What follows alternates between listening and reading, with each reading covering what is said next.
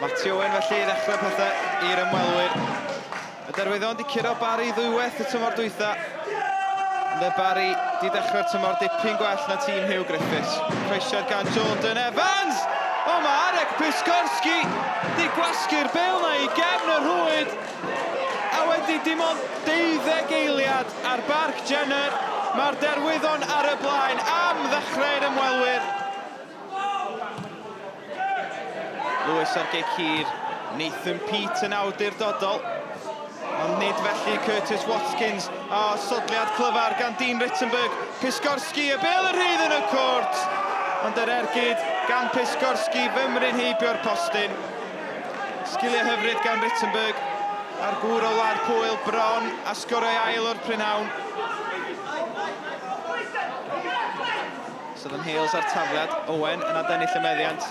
Alec Mudinu, chwaraewr rhyngwladol Zimbabwe at Evans. Rittenberg ar ymyl y cwrt, yr ergyd yn rhy agos at y golwr, ond Mike Lewis bron a wneud smonach ohoni. Oedd yr ergyd yn syth at y golwr. Mi nath i daro Lewis cynt aro'r postyn.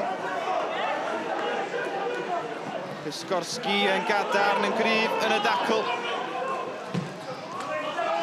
Y bel yn rhydd, Hugh yn mynd amdani'n cael ei lorio gan Kershaw. Mi oedd ei lygad o ar y bel, oedd hi'n dacl fler gan Kershaw. A mae'n gerdyn coch i Ryan Kershaw. 8 munud yr ail hanner wedi chwarae, Derwyddon lawr i 10-10. Greening, chwilio am Southern Hales. Y gynta'n curo Arsan, Hales i fewn i'r cwrt. Ddyn hi'n ôl a hwd ar peniad heibio'r postyn. Dros 15 mlynedd ers i'r Barri guro'r Derwyddon yma'r Barc Jenner yn Uwch Gynghrair Cymru. 6 i ddim ar ei bryd hynny.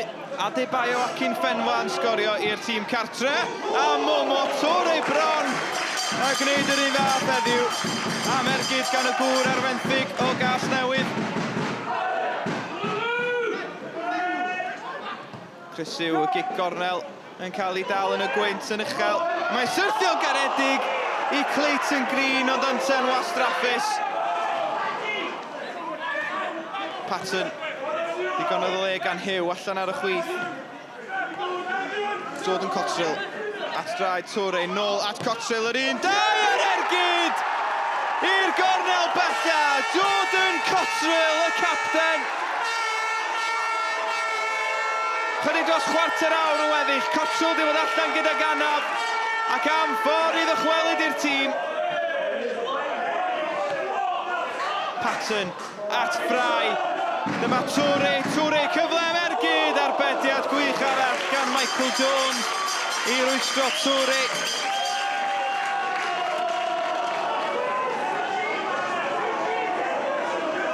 Eiliadau sy'n weddill ar Barc Jenner.